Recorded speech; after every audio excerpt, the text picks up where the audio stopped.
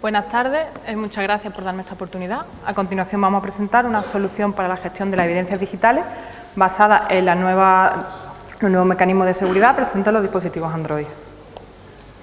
Cerca de mí hice el grado de Ingeniería del Software y a continuación el máster en Ciberseguridad. Y este verano hice el curso de experto universitario en Inteligencia Malware y actualmente me encuentro trabajando como QA Engineer en Eury.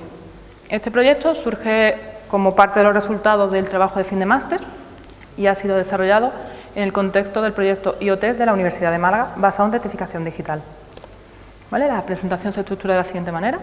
A continuación vamos a ver una breve introducción acerca del concepto de testigo digital. A continuación hablaremos de los mecanismos de seguridad en la plataforma Android y del testigo digital en esta plataforma. A continuación tendremos una pequeña demo con un pequeño prototipo desarrollado y finalizaremos con las conclusiones.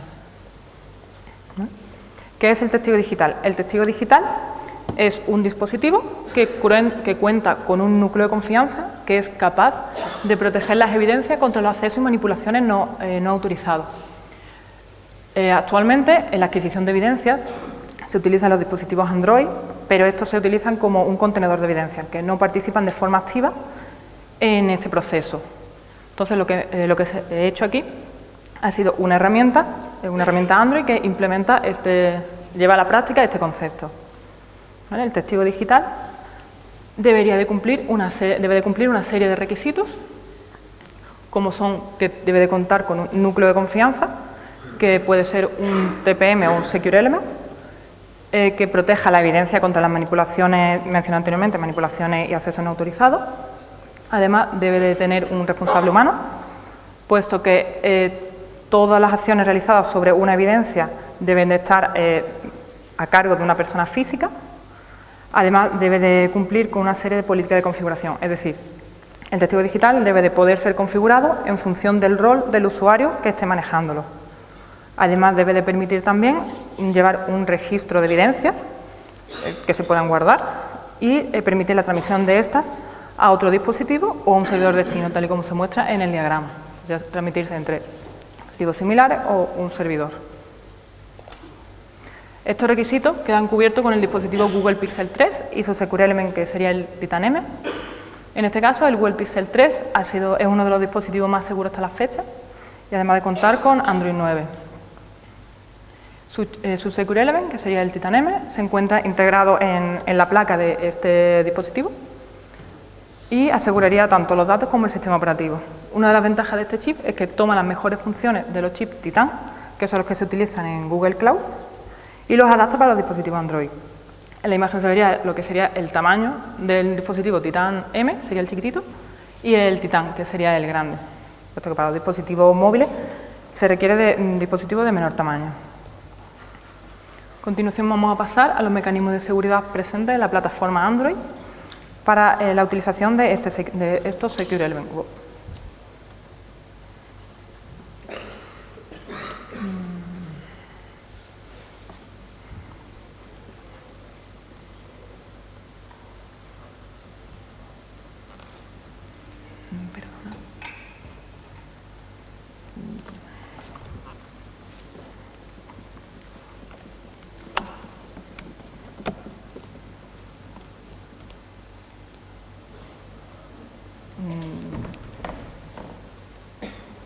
Perdona, ¿en la imagen?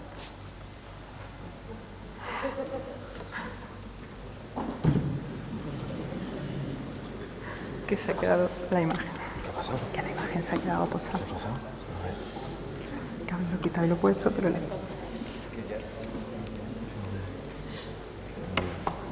lo quité y lo he puesto, pero...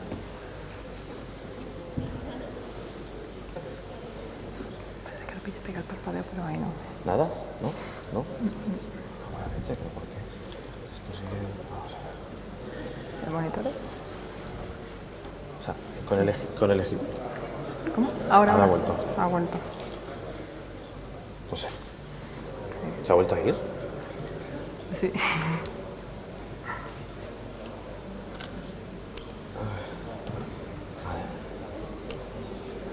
¿En cuál estamos?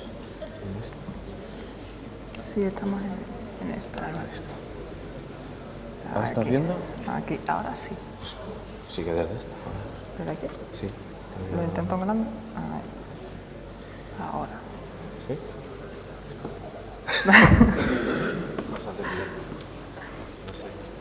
Sí.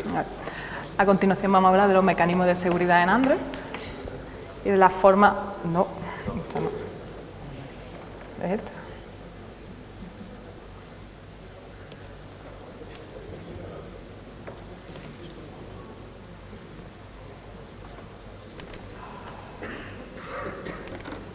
Si lo hables con el... Tengo el plan B. ¿La tienes en PDF? Ah, perfecto. Vienes con una capa. Sí. Lo que lo veo es la pantalla completa. Aquí.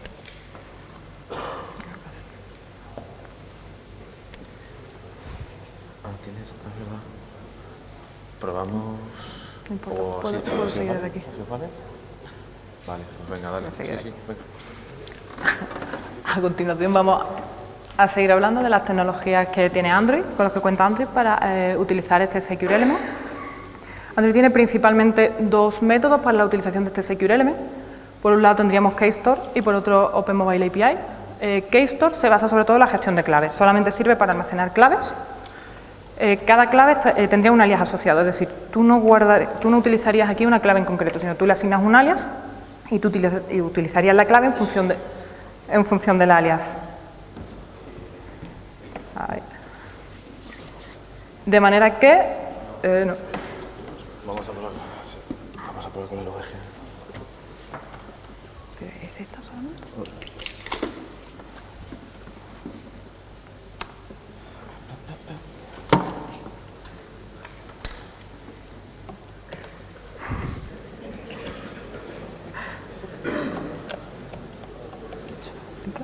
Está como al revés. Vamos a ver. Si no, Espera. ¿Ok? ¿No? ¿No? Ahora. Ahora, pero... Ahora tienes que poner otra vez en el espejo.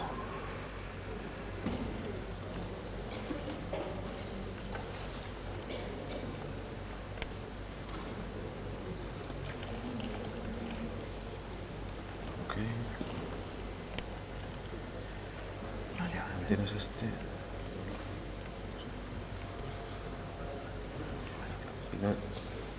un poquito así. O prueba desde el otro reproductor. Sí.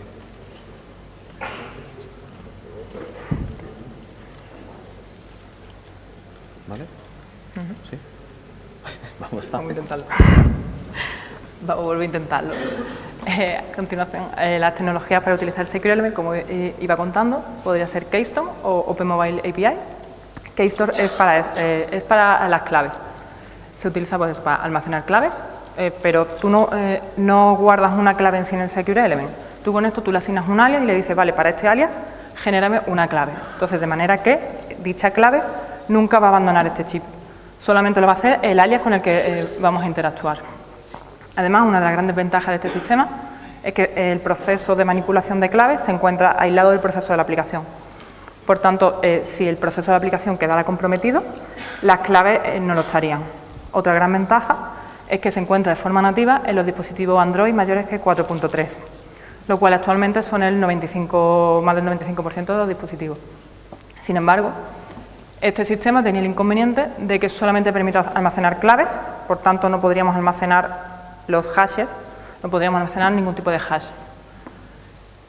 Además de que, guardamos una clave, nos dice que se encuentra almacenada en hardware seguro, pero sin embargo no nos especifica si se encuentra guardada en Secure Element o Trusted Execution Environment, que es otro entorno de ejecución segura que cuenta Android, pero en este caso en el procesador principal. Además, realicé varias pruebas de concepto y realizamos dos aplicaciones completamente diferentes en las que comprobamos que ambas aplicaciones no tenían acceso a las mismas claves, sino que cada una contaba con sus propias claves. Sin embargo, si realizamos dos aplicaciones completamente diferentes, pero les asignamos el mismo número de paquetes, que es la forma que tiene Android de identificar las aplicaciones, en este caso ambas aplicaciones sí podían acceder a las mismas claves. Destacamos aquí que las aplicaciones no se encontraban firmadas es posible que con esas firmas esto se encuentre resuelto. Luego tendríamos también la otra librería, que sería Open Mobile API, que es una librería que se basa en la apertura de sesiones y canales para la comunicación con el Secure Element. En este caso, se comunicaría con el Secure Element como si fuera otro Smart Card normal. Y la gran desventaja de este es que permitía almacenar string y, por tanto, hashes. Nos aseguraba que los datos se encontraban almacenados en el Secure Element. Además de encontrarse almacenados aquí, nos indicaba expresamente qué Secure Element se estaba utilizando. Sin embargo, esta herramienta tenía el inconveniente de que requiere de un dispositivo Android mayor que 9.0, en lo cual no hay ahora mismo tantos dispositivos. Además de que la documentación oficial es muy reciente, en julio del 2018, por lo tanto, encontrar algún tipo de información más allá de esta documentación oficial es bastante difícil. Y luego también que la comunicación con este Secure Element se realizaba mediante comandos updo, igual que con cualquier tipo de Smart Card. Inconveniente, puesto que estos comandos necesitamos conocer qué significa cada uno de sus bytes para poder construir el mensaje. Tendríamos, por tanto, que se podría utilizar Keystore para almacenar claves y Open Mobile API para almacenar cualquier otra cosa en el Secure Element. ¿Vale? Vamos a hablar a continuación de la implementación concreta del testigo digital en la plataforma Android.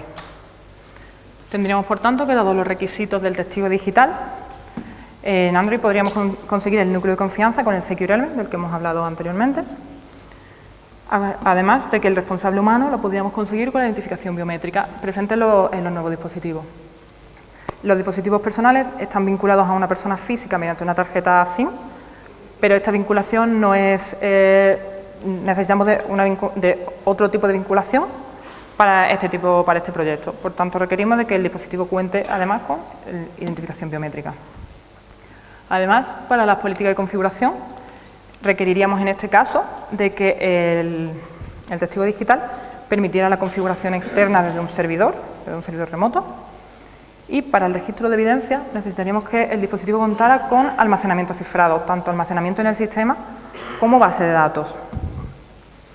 Y para la transmisión de las evidencias, simplemente que el dispositivo contara con algún tipo de conexión con otro dispositivo y se pudiera conectar. Tendríamos que el testigo digital estaría formado por esta serie de componentes. Destacamos por un lado el sistema Android y por otro el servidor web. El servidor web no nos vamos a parar, lo único que realizaría ahora mismo sería recibir las evidencias y almacenarlas en base de datos. ¿Vale? El testigo digital en el sistema Android estaría formado tendríamos una base de datos y el gestor de almacenamiento. La base de datos por defecto de Android es SQLite y no se encuentra cifrada, por tanto hemos requerido utilizar librerías de terceros, en este caso SQL Cipher, para permitir el cifrado de sus datos. Y además tendríamos el gestor de almacenamiento, en el cual se almacenarían las evidencias cifradas.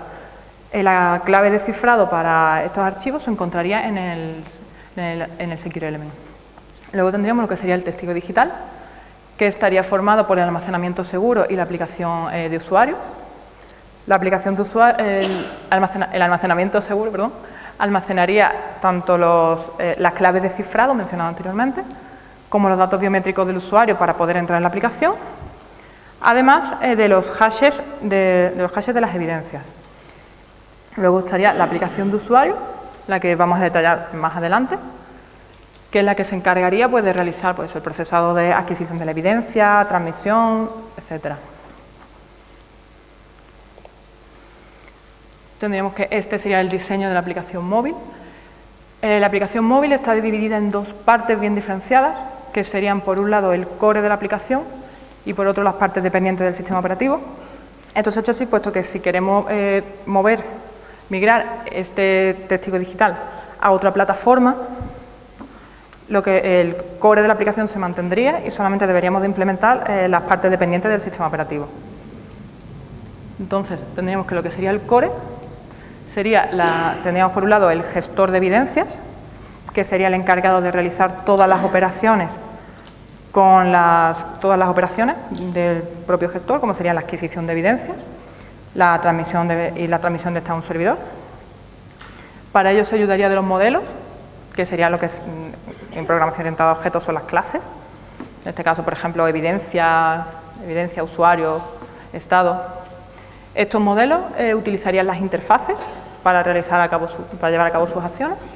Y luego tendríamos el apartado final, que serían los conectores. Los conectores serían la implementación concreta para esta base de datos concreta en este sistema concreto.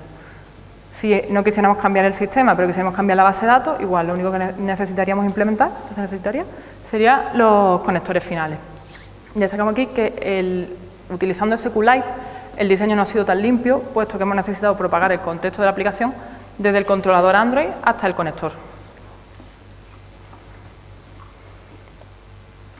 Luego vamos a hablar de la aplicación de usuario desarrollada, en este caso se llama Selvia, sería Secure Element Based Evidence System o en Android. Es una aplicación Kotlin que ha utilizado la base de datos de SQLite. El utilizar esta base de datos fue porque en principio tiene una fácil integración con Android, pero ha dado problemas por el tema de lo mencionado anteriormente, que no tenía ningún tipo de cifrado, y aunque inicialmente se encuentra en el almacenamiento privado de la aplicación, si el dispositivo se encuentra roteado, esta base de datos es fácilmente accesible y se puede realizar consultas con ella y ver todo el esquema de la base de datos. Por tanto, tras su cifrado, esto ya no era posible. Y esta aplicación tendría sobre todo dos casos de uso principales, que serían adquirir una evidencia, que sería el proceso mediante el cual el usuario seleccionaría una imagen del gestor de archivos, la cifraría para almacenarla en el sistema y guardaría su hash en el Secure Element. Ahora será más detallado más adelante el cómo se ha realizado esto. Y también contaría con la transmisión de una evidencia a un servidor, que sería el proceso por el cual recuperaríamos ese hash del Secure Element, firmaríamos ese hash, el archivo cifrado de la evidencia y todos los datos asociados a ella, lo firmaríamos con la clave pública del servidor y lo mandaríamos al servidor. De forma un poco más detallada, aunque parece que no se ve muy bien, cuando el usuario quiere una evidencia, obtendríamos el hash de dicha evidencia, cifraríamos el archivo utilizando para ello la clave almacenada en el Secure Element. Este almacén de claves se ha utilizado el Keystore, Android Keystore. No se va a detallar cómo se ha guardado con este sistema, puesto que este sistema se puede encontrar ampliamente en Internet y no hay muchos problemas. Guardaríamos además el archivo cifrado en el sistema de archivos y en base de datos guardaríamos un registro de que tendríamos una nueva evidencia y un nuevo estado adquirido. Entonces, para guardar el hash en el Secure Element, hemos tenido que realizar primero hemos realizado un pool de conexiones y una vez que tenemos este pool, utilizamos un listener para cuando se conecte el dispositivo, para cuando se conecte con este chip, y eso daría paso a este listener. El listener lo que hace principalmente, una vez que se conecta, sacaría todos los readers que están disponibles en ese Secure Element, en ese dispositivo, y comprobaríamos, en este caso, cuáles de ellos cuentan con Secure Element Presenter, puesto que en este caso también nos devolvería el Cluster Executor Environment que dijimos antes que queríamos filtrar. Entonces, una vez que nos quedamos con todos los que están con un Secure Element, con un chip Secure Element, seleccionaríamos el que quisiéramos. Nosotros aquí hemos cogido, por ejemplo, el primero, pero se podría filtrar, por ejemplo, por nombre. Luego, lo siguiente sería abrir una sesión. Una vez que tuviéramos abierta esta sesión, abriríamos un canal lógico indicando el IP al que nos queremos conectar, que en este caso serían los IP serían las aplicaciones que se encuentran instaladas en el Secure Element.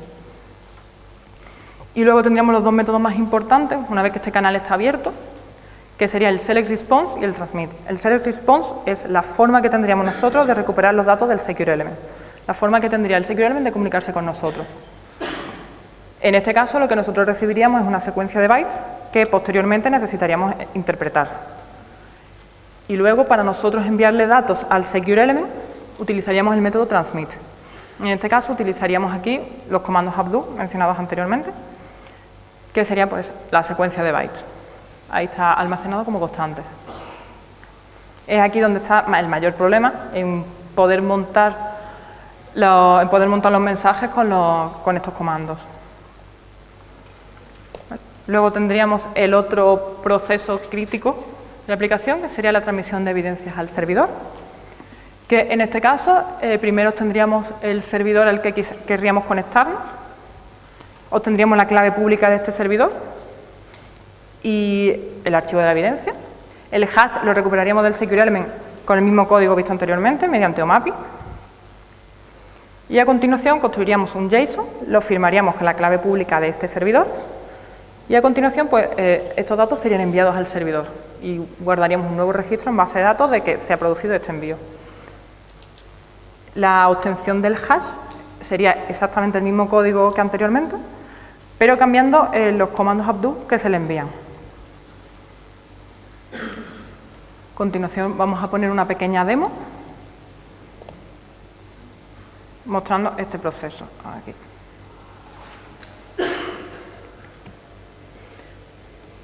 ¿Vale? En la aplicación se observa que si el usuario no se identifica correctamente, el usuario no podrá entrar. Necesita una identificación válida. El diseño es muy mejorable. Entonces, inicialmente podríamos añadir un servidor, mediante el cual esto realizaría una petición contra el servidor y este nos devolvería su clave pública, que sería almacenada en el dispositivo. A continuación podríamos realizar la adquisición de una evidencia, en el cual el usuario puede seleccionar un archivo del sistema de archivos, le asigna un nombre y una prioridad. La prioridad sobre todo es para el tema del envío. El nombre no es identificativo, solamente para el usuario. Ahora se estaría guardando el hash en el Secure Element y la evidencia cifrada en el sistema de archivos.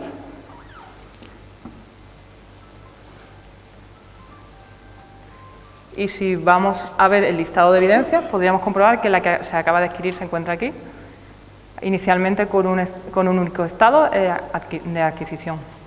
Si comprobamos cualquier otro, podríamos ver que este, por ejemplo, tiene dos estados, adquirido y enviado al servidor.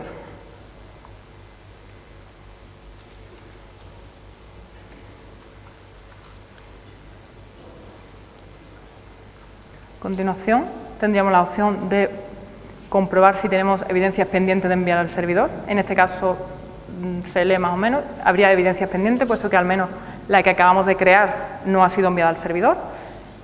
Podríamos borrar el histórico, en cuyo caso solamente va a borrar aquellas evidencias de base de datos que se encuentren completamente enviadas al servidor, es decir, si hay algo pendiente de envío no lo eliminaría. Y si comprobamos de nuevo el listado, vemos que en este caso tenemos únicamente dos, la que acabamos de crear y otra que tampoco estaba completamente enviada. Si realizamos el envío al servidor, en este caso estaríamos obteniendo tanto los datos del Secure Element, los hashes del Secure Element, los datos del sistema de archivos como de base de datos, los estaríamos firmando y enviándolos al servidor. Una vez que se ha enviado, si comprobamos, nos dice que en este caso no hay nada pendiente de envío. A continuación podríamos borrar todo el histórico, aquí esto sí te lo borra todo. Por ello requiere de una nueva identificación. Para ello, antes de borrarlo, realizaría el envío de todo aquello que estuviera pendiente. Entonces, una vez que realiza este envío, eliminaría todo, tanto los registros del sistema, la base de datos y los hashes del Secure Element. Si comprobamos ahora, podemos ver que no hay nada ya en el listado. ¿Vale? Y finalizaríamos con las conclusiones. Pues se ha implementado de forma novedosa el testigo digital para la plataforma Android. Esta prueba de concepto ha sido una prueba de concepto muy simple, pero puede sentar las bases para escenarios más complejos. Por ejemplo, sería interesante ampliar este proyecto a todo tipo de archivos en vez de solo captura de imágenes. Además, sería también bastante interesante poder firmar las evidencias antes del envío al servidor con el DNI electrónico. He realizado pruebas de concepto con esto, solamente que no estoy terminado de integrar aquí del todo. Y otras mejoras, por ejemplo, podría ser la optimización de las consultas de base de datos, puesto que al cifrar la base de datos se observa que tardan un poquito en realizar estas consultas. Y hasta aquí la presentación. En GitHub se encuentra público el código. Os animo a que realicéis pruebas con él, deis feedback y a ver qué os parece. Y muchas gracias por dejarme presentar aquí.